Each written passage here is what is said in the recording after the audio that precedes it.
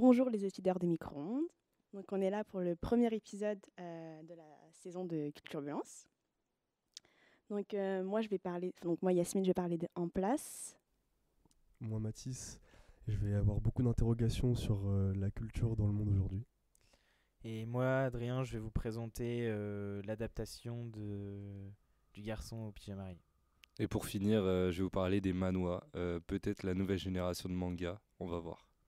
Ok, cool. Du coup, En Place, c'est une série humoristique de 6 épisodes de 30 minutes qui est réalisée par Jean-Pascal Sadi, qui est également l'acteur principal.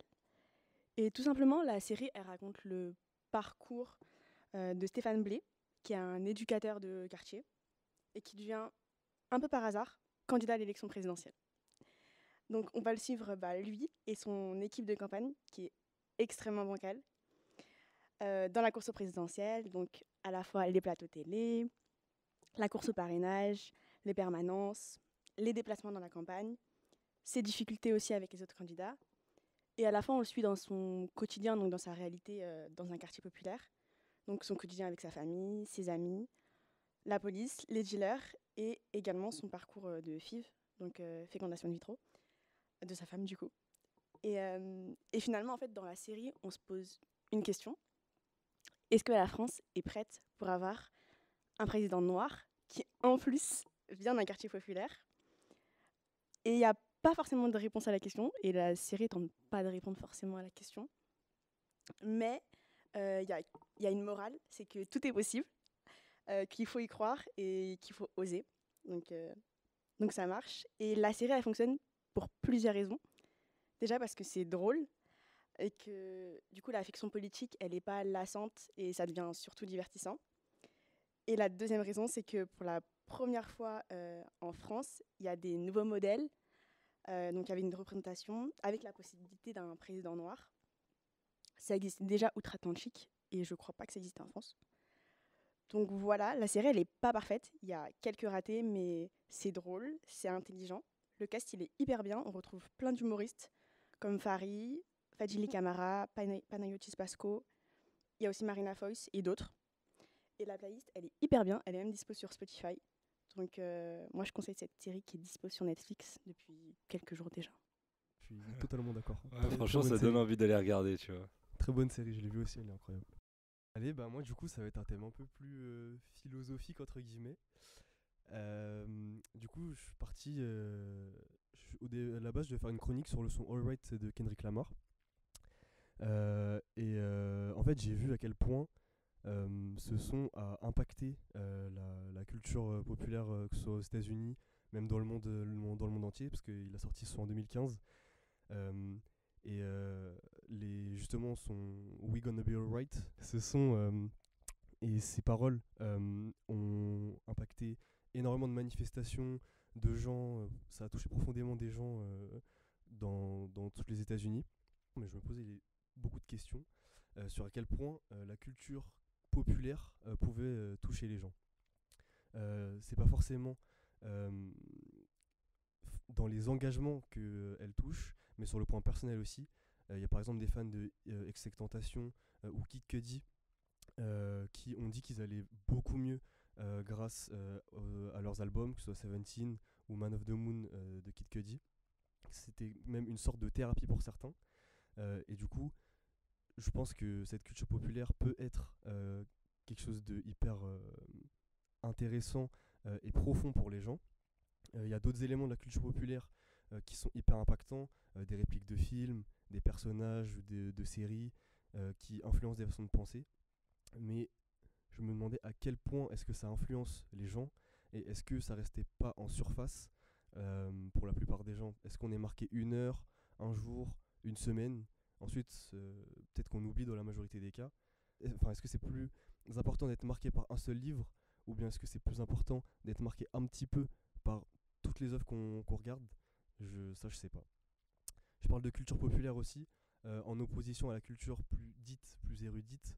On a tous rencontré des cinéphiles qui dénigrent les Marvel, les films trop communs, etc. Mais est-ce que ce ne sont pas ces films-là qui touchent plus de personnes et qui marquent plus? Et est-ce que c'est une bonne chose que ce soit ces films-là qui marquent le plus? Je remarquais aussi, pendant mes recherches, que même si la culture populaire était de plus en plus présente en général, il y a des artistes aux victoires de la musique comme Nino, etc., qui sont beaucoup plus diversifiés, comme Kerry James, etc. Il y a toujours un certain rejet d'un public dit plus averti pour ce genre de style. D'une part, je trouve que ces personnes devraient s'intéresser plus aux cultures comme le rap et aux artistes de la culture urbaine, on va dire, mais aussi vice-versa. Je trouve qu'il n'y a pas assez de jeunes qui s'intéressent aux livres classiques, aux peintures classiques, aux films classiques. Et ça, c'est aussi parce qu'on nous les présente de la mauvaise manière. Euh, et je trouve qu'on devrait plus s'y intéresser, et moi y compris. Je terminerai par dire que je ne sais pas si toutes ces cultures se valent, à quoi on pourrait attribuer la valeur d'une culture si elle en a une, et à l'esthétique de l'œuvre créée, et à son message, à son impact sur les personnes, je sais pas. De chaque côté, tout le monde y gagnerait à s'intéresser à ce qu'on aime, pardon, mais aussi à ce qu'on ne connaît pas. Et je conclurai cette série d'interrogations en disant que la culture et l'art sont très importants dans nos vies et souvent accessibles, alors ne nous en privons pas. C'est cool parce que, en plus, bah, du coup, moi, là, ce dont je vais parler après, c'est surtout basé sur un style de film. C'est films un peu d'histoire, même les romans d'histoire et tout. Et c'est surtout ces œuvres-là qui me marquent. Tu vois, quand je vais voir un Marvel, je prends du plaisir, mais derrière, je prends pas tant de notes que ça par rapport à ce qui vient d'être projeté devant moi. Alors que justement, bah, par exemple, Le garçon au pyjama rayé, c'est un livre que j'ai lu quand j'étais plus jeune, style troisième ou un truc comme ça, dans le cursus un peu où tu parles vachement des guerres, Première Guerre mondiale, Deuxième Guerre mondiale et tout. Et, euh, et c'était hyper poignant. Et du coup, je sais pas pourquoi, quand on a reparlé du truc, j'ai direct pensé à ce film-là, parce que c'était trop chouette. Donc du coup, je vais vous en parler. Et donc du coup, c'est un roman qui d'origine a été publié en 2006 par John Boyne. Ça a eu un succès fou dès la sortie.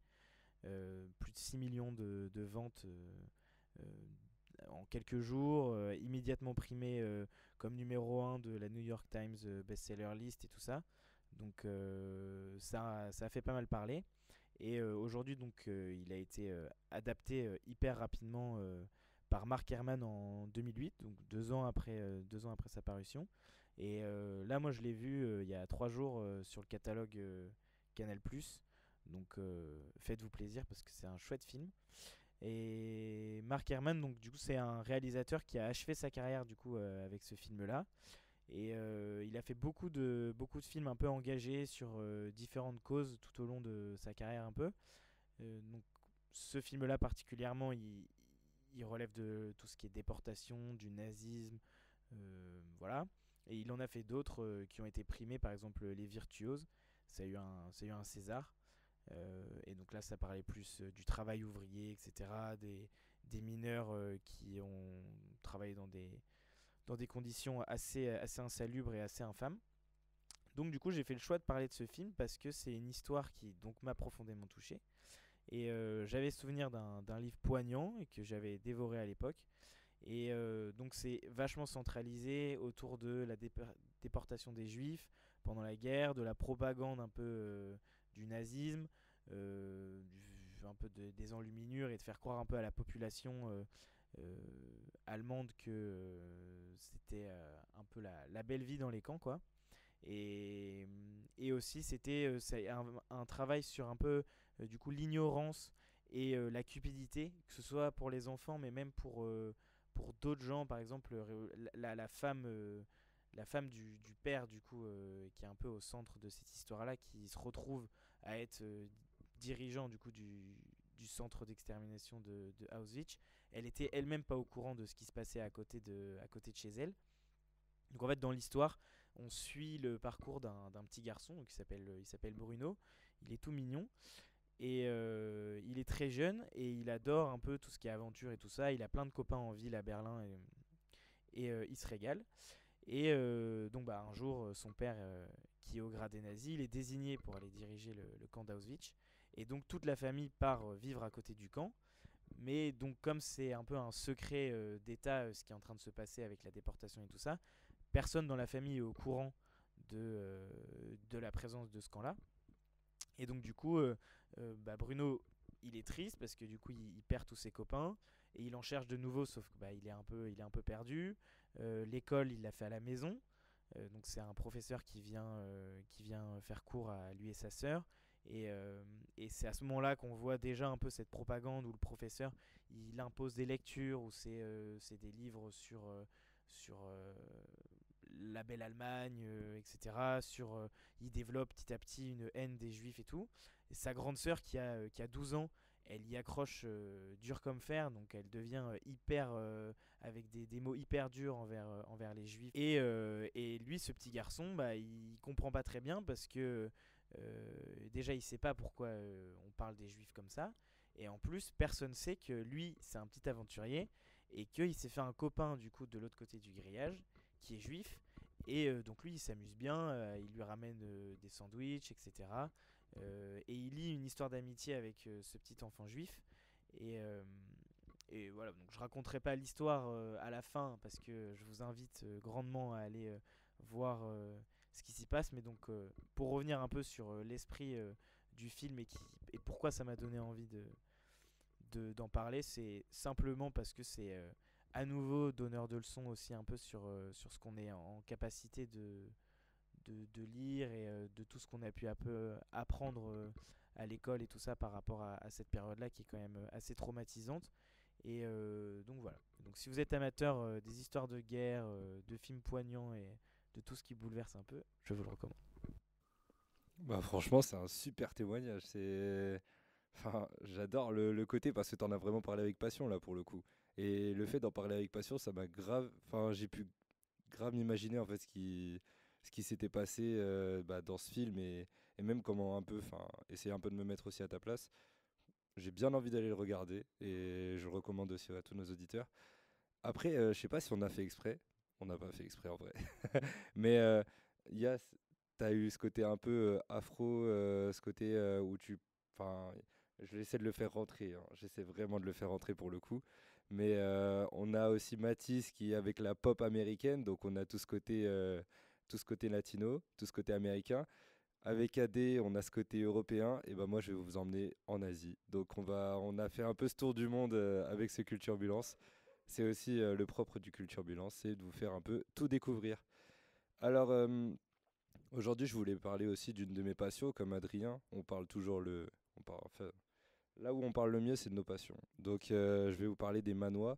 Et lorsque je disais, est-ce que les manhwas sont la relève du manga? Bien évidemment que non. Bien évidemment que non. Mais c'est un titre un peu accrocheur et j'essaie aussi de vous donner envie d'aller en lire grâce à ça. Alors le manhwa, déjà, ce qu'il faut comprendre, c'est que c'est la version coréenne d'un manga. C'est-à-dire que ça va être une bande dessinée, mais elle va être coréenne. C'est la seule différence entre un manga qui va être japonais et un manhwa qui, lui, va être coréen.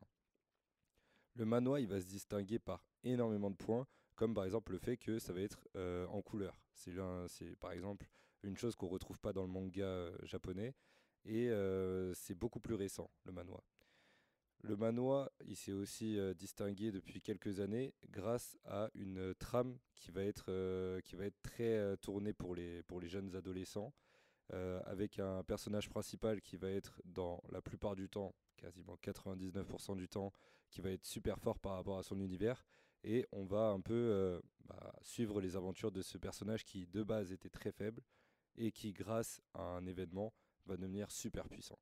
Je pense à Solo Leveling qui a fait un carton et qui va avoir son adaptation en animé en 2023. Je pense aussi à The Beginning After the End.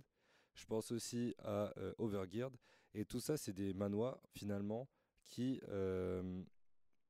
ne vont pas s'inspirer du tout du manga, parce que le manga, on va rester sur des bases beaucoup plus traditionnelles avec des personnages qui ont leur équipe, qui vont évoluer avec cette équipe. Je pense à One Piece, il y a plein d'animés qui me viennent en tête. Mais le manhwa, on va davantage être dans ce personnage qui est seul et qui va avancer seul. Seul avec une ou deux personnes qui vont être généralement son crush et qui va être sa famille dans certains cas. Mais on a vraiment ce développement qui est personnel et qui donne envie à des personnes comme vous et moi, entre guillemets, d'avoir ce self-improvement, ce développement personnel. Ce développement personnel, il est présent grâce à ce type de bande dessinée. J'en parle parce que aujourd'hui, on se rend compte que le manga, il touche tout le monde. Et le manga est plus seulement japonais. Le manga, il est aussi coréen, donc avec le manhwa. Il est aussi français. On pense à des dessins animés un peu plus lointains. Je pense à Wakfu de tête.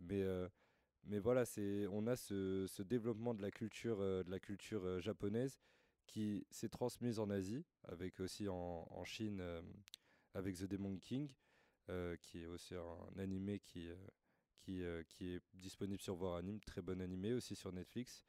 Et en fait, on a tout ce développement de la culture japonaise qui s'est développé en Asie, mais qui touche de plus en plus l'Europe, avec la France aujourd'hui, qui est le deuxième consommateur d'animé et de manga. Donc voilà, c'était surtout pour vous faire la découverte des manhwas.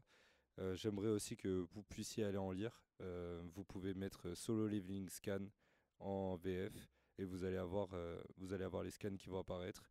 C'est aussi la chance qu'on a aujourd'hui avec Internet, c'est que tout est traduit, donc vous n'avez même plus à faire ce travail de traduction.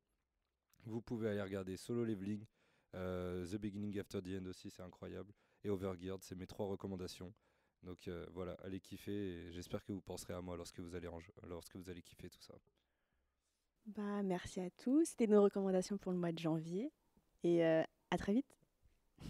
À très vite en février du coup. En février, sur micro-ondes, La radio qui réchauffe. Exactement.